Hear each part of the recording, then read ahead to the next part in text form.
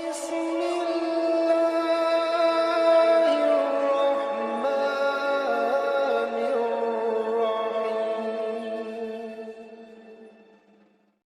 Assalamualaikum warahmatullahi wabarakatuh. Bismillahirrahmanirrahim.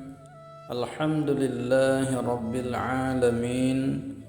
Wassalatu wassalamu ala sayyidina Muhammad wa ala alihi wa sahbihi ajma'in. Amma ba'du. Sahabatku semuanya yang ada di channel ini, semoga Allah Subhanahu wa taala panjangkan umur kita di dalam ketaatan, rezeki yang baik, ilmu yang bermanfaat, serta diampuni segala dosanya dan dimudahkan segala urusannya oleh Allah Subhanahu wa taala. Amin. Al-Quran adalah mukjizat terbesar yang Allah Subhanahu wa taala berikan kepada Nabi Muhammad sallallahu alaihi wasallam. Al-Quran secara umum mempunyai banyak keistimewaan, tak terkecuali surat Al-Waqi'ah yang merupakan surat ke-56 di dalam Al-Quran, surat yang terdiri dari 96 ayat. Surat ini secara garis besar mengisahkan tentang kiamat. Dalam hadis dijelaskan ada beberapa ayat di dalam Al-Quran, termasuk ayat-ayat yang ada di dalam surat Al-Waqi'ah, yang mengakibatkan Nabi Muhammad sallallahu alaihi wasallam beruban. Hadis ini bisa dilihat di kitab Sahih Sunan At-Tirmizi. An Ibn Abbas radhiyallahu an qala Abu Bakrin ya Rasulullah qad shibta, qala syayyabatni hudun wal waqi'ah wal mursalat wa amma yatasaalun wa idza syamsu kuwirat.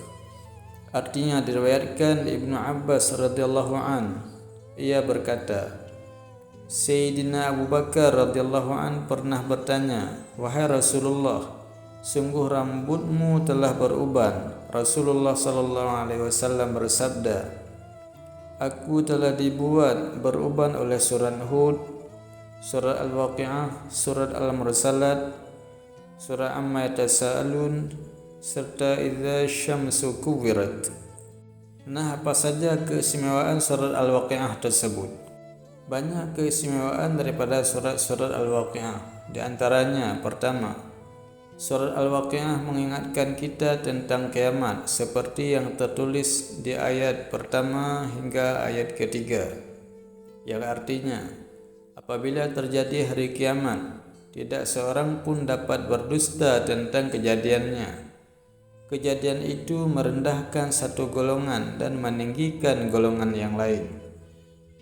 Kedua, menjadi solusi saat mendapatkan kesulitan atas izin Allah Subhanahu wa taala.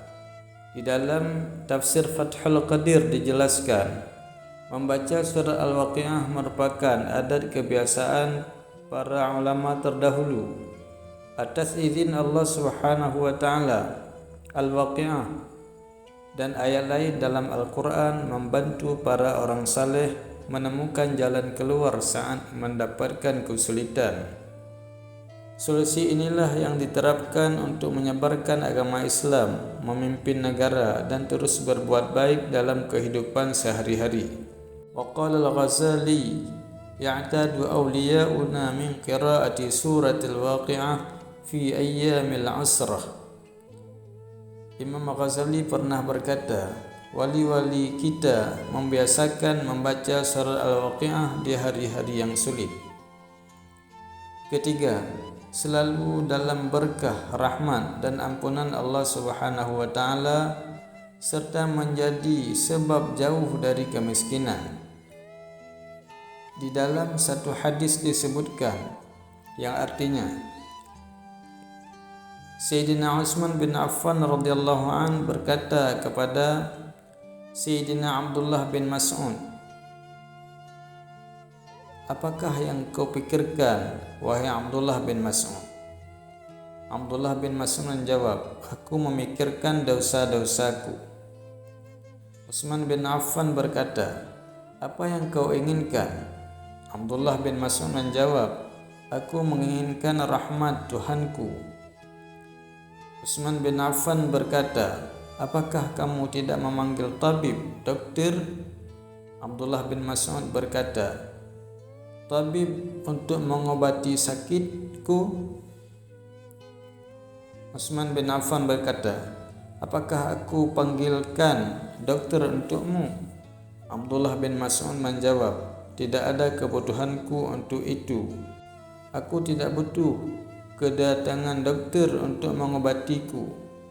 Utsman bin Affan berkata, "Apakah kamu memikirkan tentang nasib putra-putrimu setelah kau meninggal dunia?" Utsman bin Affan menanyakan hal ini kepada Abdullah bin Mas'ud lantaran disebutkan yang bahwa Abdullah bin Mas'ud mempunyai anak yang banyak dan beliau tidak termasuk orang yang kaya. Maka Abdullah bin Mas'ud menjawab, "Tidak ada kekhawatiran bagiku dengannya. Sungguh aku perintahkan putra-putriku membaca surat Al-Waqiah, dan sungguh aku mendengar Rasulullah SAW bersabda, barang siapa yang membaca surat Al-Waqiah setiap malam, ia tidak akan menderita kefakiran, kekurangan harta selama hidupnya." Hadis ini bisa dilihat di dalam kitab Syu'abul Iman. Hanya sekian, semoga bermanfaat. Wallahu a'lam. Allahumma salli ala sayyidina Muhammad wa ala ali sayyidina Muhammad kama sallaita ala sayyidina Ibrahim wa ala ali sayyidina Ibrahim wa barik ala sayyidina Muhammad wa ala ali sayyidina Muhammad kama barakta ala sayyidina Ibrahim wa ala ali sayyidina Ibrahim fil alamin innaka Hamidum Majid. Wassalamualaikum warahmatullahi wabarakatuh.